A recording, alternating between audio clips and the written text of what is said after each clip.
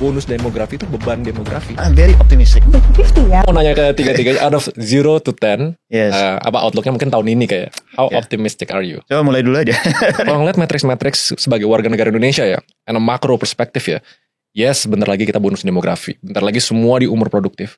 Tapi umur produktif kalau nggak ada lapangan pekerjaan, pendidikan belum merata, akses inklusivitas terhadap misalnya finance udah mulai bisa, udah mulai bagus gitu, terhadap infrastruktur, terhadap kalau ini semua nggak dipermasalahin, justru menurut gua bonus demografi itu beban demografi, and if we miss that, itu udah bukan nggak dapat kesempatan buat jadi negara maju, bahkan bisa decline karena pas umurnya udah tua warga kita udah kelewatan jendela, mereka nggak kerja, nggak bisa cari duit, nggak bisa apa gitu. Ya itu paling simpel lah, warga kalau mau punya duit nih, mereka butuh pekerjaan. Pekerjaannya dari mana? Right now, mau mancing FDI asing buat buka pabrik di sini, political instability, governmentnya kelihatan susah untuk berbisnis, jadi nggak ada investasi. Ya only cuma bisa lihat aja nanti bakal bagus atau enggak gitu. Jadi kayak gue belum ketemu optimism yang real secara objektif bahwa warga Indonesia tuh bakal lebih sejahtera in the next few years. Jadi lo pesimis lah. Iya. Iya kan?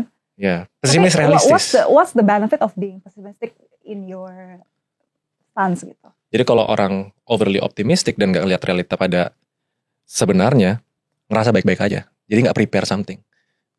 Have you seen the Prime Minister Singapore pas kemarin Trump keluarin tarif? I think it's one of the golden standard. Dia cepet kan, dia langsung bikin statement, the world is changing. Ini gak baik-baik aja. Dia presiden kayak level tinggi ngomong ke warganya, the world is changing. Ini lagi tough. Kalian harus siap-siap. Tapi itu juga karena dia lagi mau election. Itu benar. Memang semua kalau disambungin ke politik pasti ada interest pribadinya. Tapi itu jadi kayak orang jadi tuh prepare. Jadi lu sangat prepared. Maksudnya prepare apa? Prepare. Misalnya kayak in your case. Pas orang udah tahu kayak gini ya, mereka udah harus jauh lebih ketat with planning and budgeting. Ya kan? Do not assume you're gonna have income yang berlebihan gitu loh. Do not assume bahwa ada kepastian pekerjaan kalau misalnya you get laid off. Do not assume. Karena assumption of something great pas situasinya gak baik-baik aja, itu yang bakal kill your financial planning. Karena mereka asumsi, fine-fine aja, udah gue spending, ya udah gue gak perlu mikirin kerjaan, gue gak perlu siapin side hustle, gue gak perlu siapin apa gitu, karena lagi baik-baik aja. Mendingan see it as it is, the world is changing, dan kalau kita gak adaptasi, dan ngelewatin, kan kalau misalnya gue benerin organisasi with the client gitu loh, doing organizational turnaround tuh ada satu fase yang penting banget, before performing, yaitu storming. Harus hancur dulu, kayak, semua tim itu bakal ngerasain masa-masa susah dulu. Baru dari masa-masa susah itu kebangun culture yang baru yang bagus gitu. Tapi kalau mereka nggak siap sama masa-masa susahnya, ya bayangin yang di second, third tier cities yang nggak tahu apa-apa, tahu-tahu kayak iya ya kok nggak ada yang beli dagangan gue ya, kok gue nggak punya duit ya, tahu-tahu tanggungan masih ada, udah planning buat punya anak setiap tahun misalnya ada 5-6 anak, tanggungan makin banyak tapi dia nggak tahu what's going on, itu bahayanya gitu loh. Jadi makanya gue realistis lah, yang pesimis lah. Tapi kan gue dari tadi gue nih 11. Kalau Feli yang baru merit nih, optimismenya atau pesimismenya seperti apa? Gue lumayan 50-50 ya. Maksudnya gue gak terlalu pesimis, gue juga gak optimis.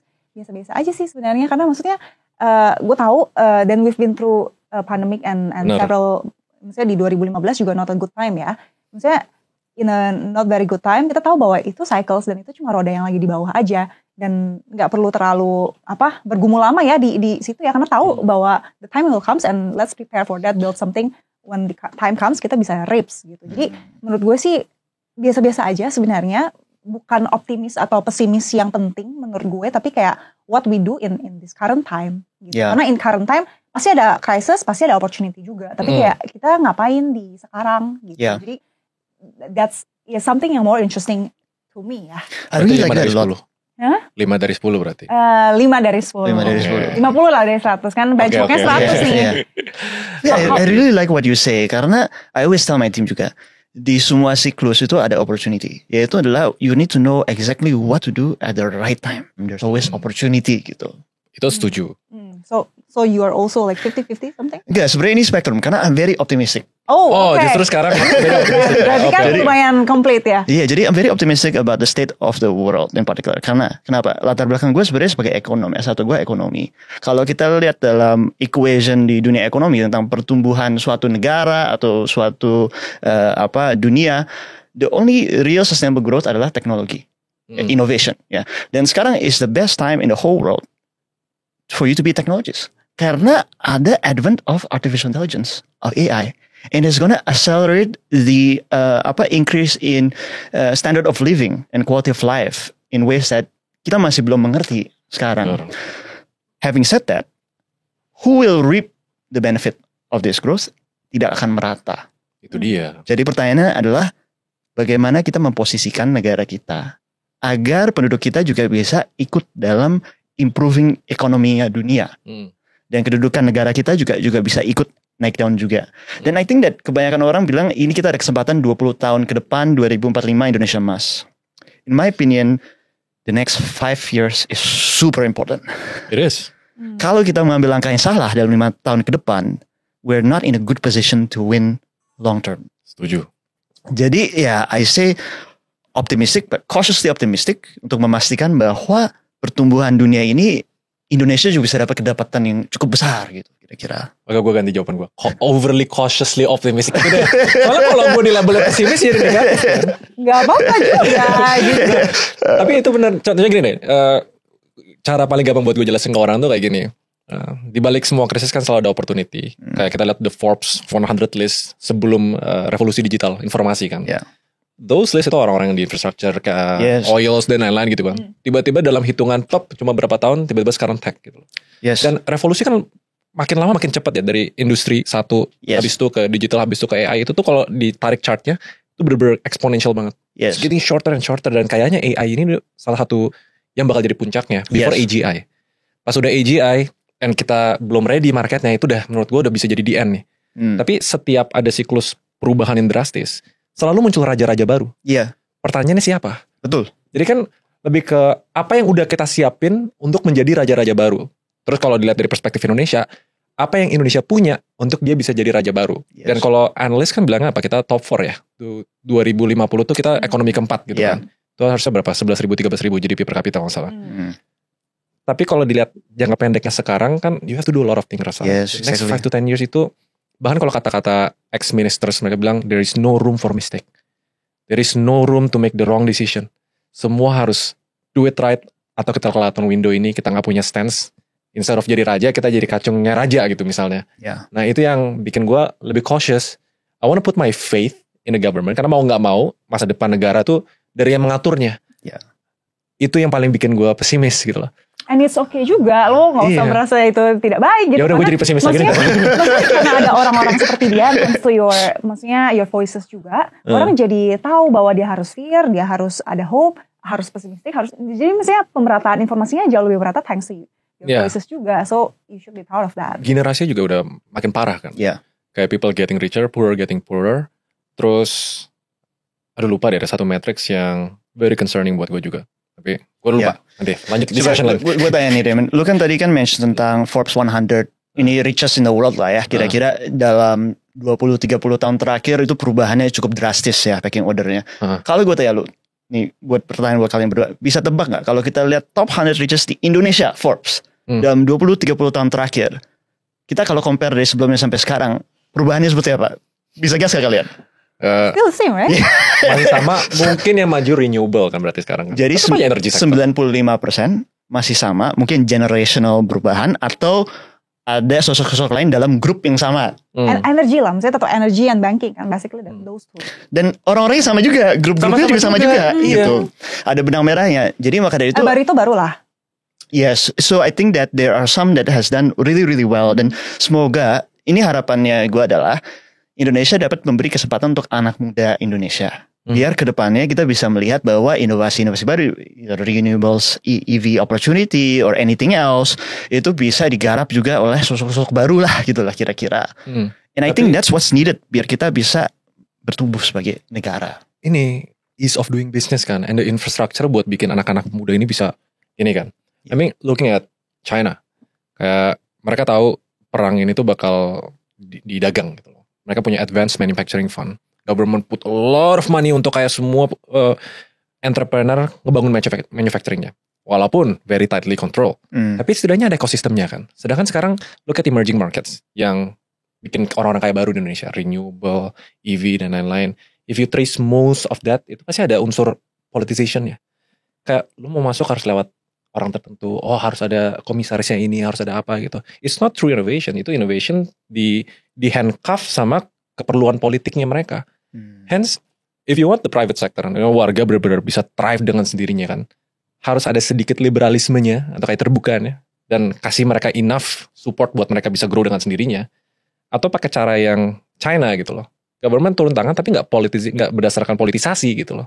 Nah Indonesia tuh sekarang EV kayak itu, kayak most of the uprising EV startup sekarang, kayaknya hampir semuanya ada susunan yang berhubungan dengan politik deh.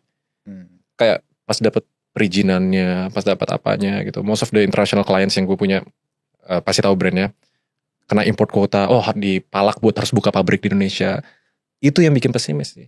Nanti kalau misalnya Indonesia lepas deh, ya udah anggap pemerintah autopilot, let the private sector berinovasi dengan sendirinya. Yang penting disupport dah, jangan dijegal dah, jangan naikin cost terus, jangan kasih insentif apa. Your utopia will happen. Tapi karena sekarang the government is gak clear, utopianya jadi susah, and timeline kita pendek. That's my biggest fear sekarang. Tapi ngomongin soal, maksudnya tadi menarik ya nyambung kalian berdua kayak lo optimis, lo pesimis dengan your biggest fear gitu. Maksudnya let's talk more about Indonesia, kayak maksudnya apa yang paling kita takutkan dari ini. Maksudnya lu lihat apa yang kita punya sekarang tuh gimana sih kalau lu portray untuk 5 tahun ke depan, apakah 5 tahun ini kita bakal make it atau will break it gitu, dan apa yang harus kita lakuin tuh, maksudnya bukan kita lah ya, maksudnya probably government, apa yang harus dilakuin to make the next 5 years tuh the brightest for us gitu. Kalau lu bilang ease of doing business, kalau menurut gue I've been hearing a lot of things juga that government start to do actually a right thing.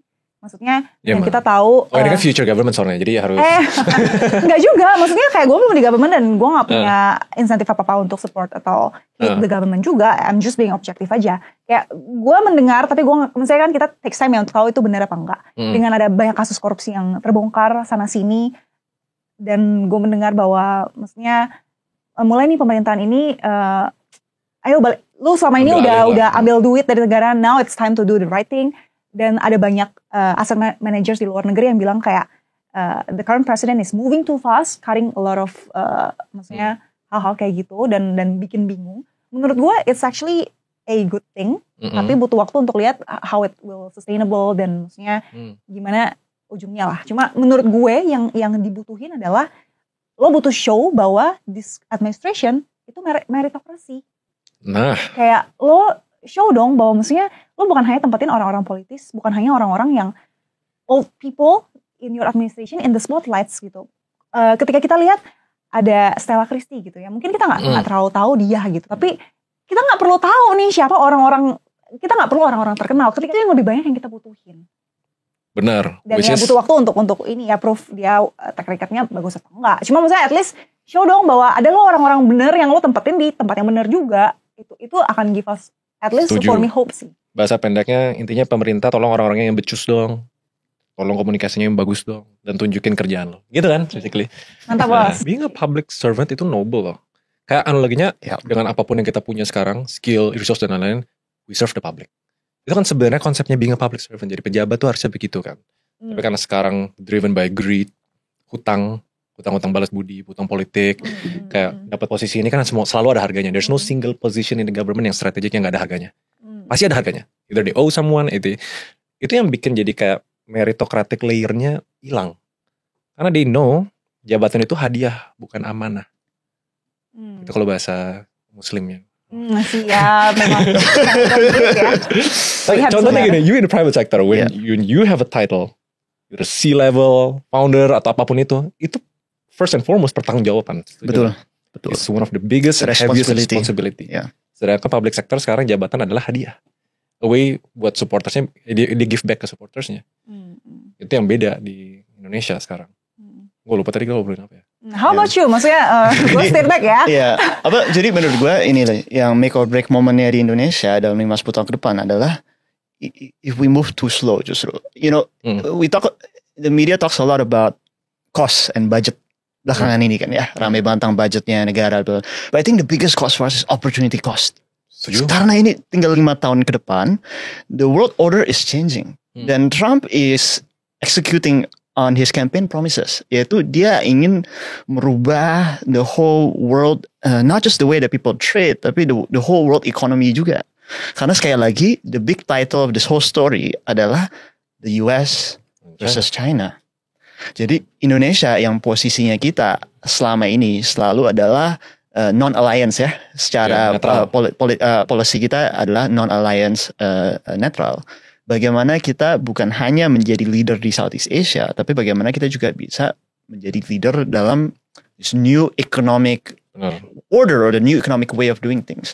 Jadi sebenarnya pendapat gue adalah kita harus terburu-buru as if our life depends on it. We have to move even faster than we are right now. That's my opinion.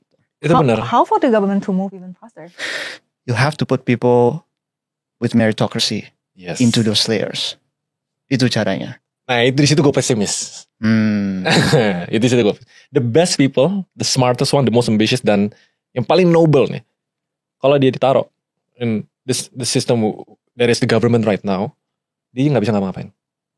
Honestly ya, karena in making decisions, the government, the bureaucracy, walaupun bilang mau dipangkas-pangkas, mau di apa, tetap nggak lepas dari budaya Indonesia yaitu feodal. We still look up to our elders, walaupun seandainya you know you're smarter, you know you're faster, you know you can make better decisions, tapi respect of your elders atau bahasa politiknya kan patronage. Kalau itu namanya patron klien, karena dia udah ngasih kita jabatan, kita harus nurut walaupun mungkin keputusannya dia nggak benar. Itu tuh budaya yang terlalu kental. Dan what's worse about culture yang busuk menurut gue lebih parah daripada hukum yang tumpul. Karena culture is like the invisible law. You don't know you're doing something wrong. Jadi memang harus ada radical change sih. Itu yang kayak gue nggak ngeliat. Justru gue have high hopes in the private sector. Selama jangan diganggu-ganggu sama the government. Selama everyone got together like the investors, conglomerate groups dan lain-lain pushing domestic investment, pushing apa. Gue malah ada hope-nya di sana gitu loh. Tapi harus ada yang koordinasi dan I don't think the government will be it gitu loh. Tapi sekarang nggak ada. Yang private yang ngumpulin semuanya di satu tempat itu nggak ada. Iya. Jadi ikut pesimis kan. Ikut berpikir lah kira-kira. Some food for thought lah. You know, I'm optimistic about very very long term karena 20 years from now we're gonna be off that age di mana ya politikus yang sekarang ada berumur yang itu. Cuman gue nggak mau tunggu 20 tahun, gue nggak mau tunggu 2045. Gue berharap dalam 5 tahun ke depan ini atau 10 tahun ke depan kita jangan opportunity cost ini kita biarkan begitu aja gitu. Iya, jangan leha-leha. Tapi let's talk about now sama outlooknya. Soalnya kan dari tadi obrolan kita menurut gue adalah obrolan yang privilege. About people yang listening this, everything going on, oke nih amburadul. Tapi mereka cuma tahu mereka teri gitu. What should they do? Karena kan perubahannya banyak. Contoh with owning a house. Dulu itu kayak de factonya. Our parents bilang salah satu goal paling gedenya adalah when you own a house and have a family. Sekarang kayaknya it's a bit less realistic buat orang-orang ini untuk punya rumah dengan naikin harga rumah dan lain-lain. Apa benar nanti ekonomi we don't own anything? Itu kan narasi gede kan? Youth zaman sekarang nih, we will not own anything, rumah, mobil dan lain-lain. Berarti kalau misalnya that's the case, itu bakal jadi status quo baru, dan the whole financial strategy berubah dong. Kayak, nah buat orang-orang itu di luar dari privilege, conversation and access, what should they do? Menurut gue sih, maksudnya that idea ketika orang nggak usah beli rumah, nggak usah beli mobil segala macam, it's been there for quite some time dan it's getting real aja karena bukan karena mereka nggak mau kan, tapi karena mereka nggak ada uangnya gitu. So mungkin itu nggak pernah ada, gue nggak tahu sih, tapi mungkin itu nggak pernah atau susah banget untuk ada di dalam financial planning strateginya juga gitu karena it's a bit too aja. But I think there's other thing juga yang menurut gue adalah kalau semua orang penduduk Indonesia ada tabungan 100 juta rupiah umur 25, inflasi juga akan otomatis naik and your value of 100 juta akan lebih rendah purchasing power dari sebelumnya. Jadi menurut gue yang lebih penting sekarang untuk kita adalah pemerataan ekonomi kita. Karena dalam 5-10 tahun ke depan gue percaya bahwa ekonomi Indonesia akan bertumbuh sangat agresif. 8% gue percaya sebetulnya. Oh really? Gue percaya. Gue percaya. Kalau seluruh engine dari Indonesia punya private public sector mendorong kepada itu, gue percaya. Tapi pertanyaan gue adalah siapa yang akan benefit dari itu? Is it gonna be the top 100? Forbes 100 richest, atau kita bisa melakukan pemerataan ekonomi.